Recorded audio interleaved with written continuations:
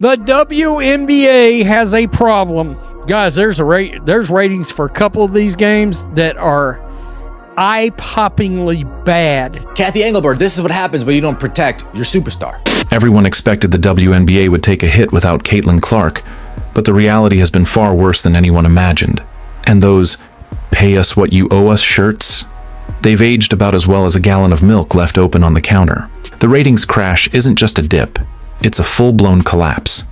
And the real kicker is, this isn't only about TV numbers. What's coming next could be even uglier for Kathy Engelbert and the league. Because new details about Clark's recovery are surfacing, and they don't exactly line up with what fans were originally told. This is shaping up to be a nightmare scenario for the WNBA, playing out live and an "I told you so" moment for every Clark supporter. So let's break it down. The numbers, the damage, and what's really going on with her injury. But first, hit that like button to send her some good vibes while she heals. Y'all cannot come out there with those shirts of "pay us what you owe us" and then do that in the All-Star game. The shirts weren't the only story from the All-Star Showcase. Fans also got a glimpse of the WNBA without Clark, and let's just say it wasn't a flattering picture, even if the media tried to spin it otherwise. With Clark sidelined, ratings dropped 36%, but ESPN tried to cover it up, bragging about triple-digit growth compared to 2023, the year before she even joined the league. They thought no one would catch on. Instead, the spin blew up, making the collapse even more noticeable. It was the Streisand effect in action. Add that to the "pay us" shirts and an underwhelming on-court product, and players didn't just take heat, they were roasted all over social media. But here's the twist. That wasn't even rock bottom. The latest Fever Sky ratings, with Clark and Angel Reese both out, made the earlier numbers look decent by comparison. Let's take a look right here. First time these two teams matched up this season. 2.7 million average views on ABC. Peaked with 3.1 million viewers, up 115% versus last year's season average on ABC. The WNBA mapped out 5 Fever Sky matchups for 2024, banking on Clark versus Reese to deliver must-watch TV. The first game? A massive success. Millions tuned in. But once Clark went down, the decline began. From 2.7 million in the opener, to 1.9 million in the rematch, then 1.5 million in their third clash. With every game, fans kept disappearing, and the slide hasn't stopped. 1.31 million? We have officially regressed. We have went way backwards, which is slightly above the average national TV viewership for Fever games this year. But it also is the least watched of the 8 Chicago and Indiana games since 2024. The latest meeting between Indiana and Chicago barely pulled 1.3 million viewers. On its own, that might sound okay, but in context, it's a disaster. That's a drop of 1.4 million compared to the opener, more than 50% gone.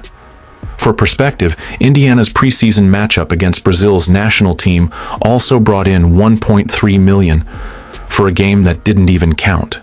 And that's the problem. These Fever Sky matchups weren't built to be ordinary. They were marketed as the WNBA's crown jewel games, the kind casual fans would circle on their calendars. Instead, they've turned into proof of how fragile the hype really is. The WNBA has a problem.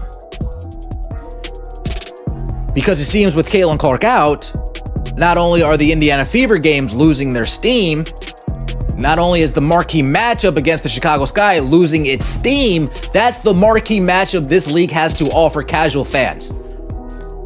You go up to anybody in the streets, name 2 WNBA players. One is always going to be Caitlin Clark, and the second is usually going to be Angel Reese. Maybe you'll get a Sabrina, maybe. But usually it's going to be those 2. Sure, from Indiana's perspective, facing Chicago has been useful. It boosted their record and strengthened their playoff chances. But the bigger reality is unavoidable. The casual fans, the millions who showed up for Clark, are checking out until she's back. And that leads to a tough question. Is that why her injury updates have been so vague? Every official status report feels carefully worded, as if something's being held back. The longer it goes, the less it sounds like transparency and the more it feels like the league is dragging things out to protect ticket sales, TV contracts, and every dollar in between. 1.4 million people checked out. That's not a trend that the WNBA is excited about. That's a trend that Kathy Engelbert would say, hey, Fever, hey, Lynn Dunn, hey, Kelly, hey, Amber, can you guys start dangling that Caitlin Clark return like you used to do? You know, before Caitlin Clark gave a statement and you guys were hands off. Can you guys, just string them along a little bit more? We want to get these ratings back up. Lately, the game notes have listed Clark as a game-time decision, only for Coach Stephanie White to later admit she's not even fully practicing. Think about what that does. It creates just enough uncertainty to keep fans hoping she'll play. Because if it was confirmed she was out, a lot of people would cancel trips, dump tickets, or tune out completely, costing teams and cities a fortune. And when the next set of league-wide ratings drop, you'll see exactly why the league might want to dangle that hope. The truth is obvious. No Sun Clark, vs. Aces no Sunday, buzz. 180,000 views. Dream vs. Mercury Sunday, 160,000 views. Now, if the growth is as substantial as the ladies in the Players Association want you to believe, if the growth is as big as the ladies in the WNBA Players Association want you to believe, as the old guard wants you to believe, these 180s, these 160s would be at least 300,000. At least 300,000 on NBA TV, right? We're now seeing record lows, but not the kind the WNBA would want. Some broadcasts have dipped to just 160,000 viewers. Even for NBA TV, that's brutal. Paige, Angel, whoever you want to name, none of them are filling their arenas. And those buildings are already 2 or 3 times smaller than NBA venues. It's not even a debate anymore. Between the All-Star flop and the cratering ratings, the league's dependence on Clark isn't subtle. It's flashing like a neon sign, and that's why Commissioner Kathy Engelbert is taking the brunt of the backlash. Kathy Engelbert, this is what happens when you don't protect your superstar. This is what happens when you don't protect your cash cow. This is what happens when you allow gambling to run rampant in your league. I just had to throw that in there because that's what's taking place. This is what happens when you have referees call fouls one way for one individual and not the other way for the other individual. If Caitlin Clark had the same whistle that Paige Beckers had, Caitlin Clark would still be playing till this day. The Indiana Fever would be a top three seed right now. Engelbert's been under fire for refusing to address the officiating, despite constant pleas from coaches, analysts, and even star players. The request isn't complicated.